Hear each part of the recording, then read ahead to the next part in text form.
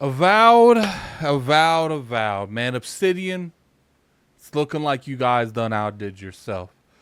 We're going to be talking about Avowed, man. The Black Rock, their next game. What's going on, you guys? Gaming out here coming at you with another video. Avowed, man. You know, I was a real big fan of the Outer Worlds. I loved, what they did on Star Wars The Old Republic. I loved Stick of Truth. Obsidian is pretty much one of the best people that make RPGs in the industry right now. So when they were bought by Microsoft, I was very curious to see what would be the end result. They've always been a small team that's very surgical when they make games. They have about 100 people, I believe, is what they said. So obviously when it's coming into this, I'm curious. I want to see what we're going to be getting ourselves into. And I was a little disappointed when I saw the very first trailer because it felt like they were going to take a very serious approach when it come to Avowed and Skyrim, because that's what everyone compared this to, is to Skyrim. They wanted this to be their answer to Elder Scrolls, because there's always been a little bit of rivalry going on between Obsidian and Bethesda. So when we saw Avowed, it looked like they were going to try to make a spiritual successor to this game. And when you saw more of the gameplay, you saw that clearly some of the gameplay has changed. But that wasn't necessarily a bad thing. It was just more of it caught me off guard than anything, because I wasn't expecting it.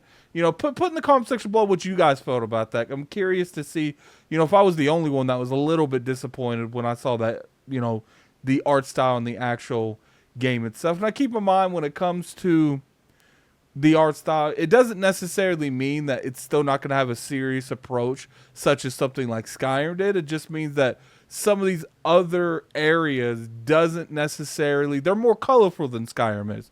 And I think that's more of where the game is taking place in. It's taking place in the universe of Pillars of Eternity. So I think that's mainly where that art style is coming from, is just the vibrant colors that's in that actual universe.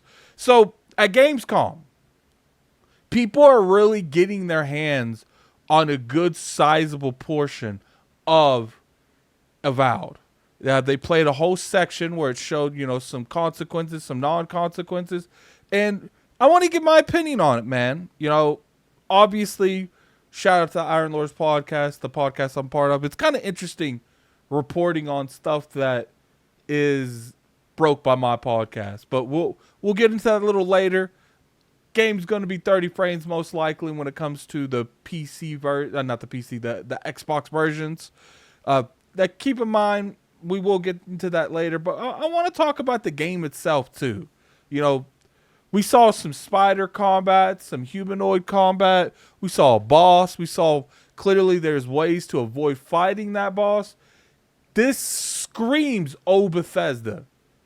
This screams Fallout New Vegas vibes, where the dialogue, the companion has his own will with his own abilities. The amount of times that you can play with the own style that you want to play in. They had a blood mage, a barbarian, that had some type of archer, some type of ranger, if you will. They had a lot of stuff going on in this trailer. And the thing that I can really enjoy the most is just the visual effects. Like when you have the grimoire in your hand. Now, when it comes to the grimoire, a lot of people are asking what it does. The grimoire gives you abilities that you wouldn't normally have. So for instance, let's say that you don't have any ice abilities. There's probably a grimoire in the game that will give you access to 4 ice abilities. The good thing is, if you're a mage, or I don't think they have really any classes, but whatever class you choose to play as, let's say that you don't have any ice abilities on your actual person, like you've memorized, or we'll say memorized. You can use the grimoire and you can imprint one of those abilities on yourself. Now, I don't know if that means that you lose the current one you have now, or you just continuously learn more and more. I wish there would have been a little bit more answer when it comes to that. But I like that because it gives you a little bit more free on what you actually want to do. For instance, they brought some of the summon weapons that was in stuff like Bethesda. It does look like you can, summon some form of spirit weapons in this game. I saw a couple bosses in this game. The only kind of criticism I could probably give is when you use like great axes or battle axes or something with two hands. Something with two hands. I felt like the two-handed weapons looked small. Now, I don't know if maybe that's the settings that was going on in the game. Maybe the FOV was really far back, so that would affect how that would look to a degree. But when I envision someone having a two-handed weapon, I visualize that thing being the size of that person. Now, maybe that's the wrong visualization that I should have, but that's what I always saw on this, man. What I like too is when you're doing this gameplay, and I got a lot of it, guys. When you're doing this gameplay, it shows you different paths you can make. You can go water areas. There's so many options that you can play. It gives me like extreme Dishonored feels, where there's more than one approach on scenarios. I'm kind of curious if there's more than one approach depending on how you want to play too. Not just pathways, but actual, let's say that there's a pathway you could go if you're sticking to more of a long range weapon like a bow. There's more stealth paths in it. And then maybe there's some that have the same paths, but they don't necessarily entice one style over the other. So I'm kind of curious on that too. One thing I will say about this is the game, even though I was disappointed at first with the original art design compared to what we got, the game looks really good. I didn't think how much I would like the unique colors, the way that the sun shines through the coves. And just from what we saw, I was really impressed on not only the artwork and how it was displayed on screen, but also the combat. The combat looked fluid. Now, I still got my little nitpicks. I felt like you could have more impact when you're actually, using your combat, using your sword. I do feel like they could have improved on that more. But one thing I will say is this game looked like it felt great.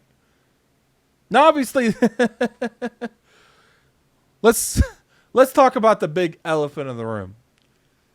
Iron Lord's podcast, Cognito, he did a interview, and he just pretty much asked them, like, look, what can I expect from this in terms of console performance? Do I expect anything serious, or is that something that you can't even talk about currently? They talked about it, which is interesting. I didn't expect them to talk about it, but they talked about it. And they essentially said, look, the minimum we're targeting is 30 frames. Thankfully. I hope this game doesn't go below 30 frames, which I digress. I'm not going to even talk about that. But he said that is one of the last things they do is determine what the frame rate's going to be at launch. We're not quite there yet. But the way he was saying it, because when they were talking about doing what's best for the game, it felt like it's going to be 30 frames at launch. That's just my opinion on the matter. Keep in mind, it is getting a lot of backlash, so maybe they'll put it a little bit more higher on their priority list. I didn't like what the devs said, too, that like this type of game doesn't need 60 frames. To me, every game needs 60 frames.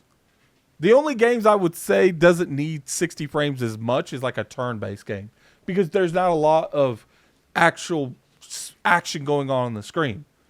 But if you're not a turn-based game, you should be 60 frames, at least. I don't normally go over 60, but you should at least be 60 frames, at least. I think this game looks good, guys. I hope that they get the frame rates fixed. We need that. We need that at least 60. At least on the Xbox Series X. Come on, Obsidian. We got these consoles. Use them. There's no way this can't run Obsidian. There's no way this can't run Avowed at 60. There's no way. In my personal opinion. I don't know. I'm not a developer. But to me, if you can get Starfield at 60, you can get that at 60. I get it. Most likely, it's a time thing. They don't have enough time to optimize the game to get it to 60. Then, maybe you should either delay the game, which I know a lot of people ain't going to be with, or hire more people to optimize the game. That's, to me, you want the best game forward. The best foot forward. That's the thing. And to me, this game running at 60 is going to do better than it running at 30. Because keep in mind, word of mouth is a powerful drug. And the game running at 60 and people enjoying the game more, there's going to be better chance that they're going to tell their friends about it. But you want to tell me what you guys think in the comment section below. I'm very curious to your guys' opinion. My voice is kind of going away. I don't know what happened there. But if you guys enjoyed this video, definitely hit that like button. It's always appreciated. We make videos here pretty much every day of the week. So sub to the channel.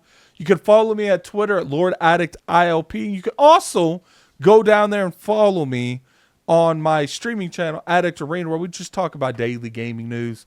But I appreciate everyone for coming through. You guys have a phenomenal day. Until next time, this is Gaming Addict. I'm out of here. Peace.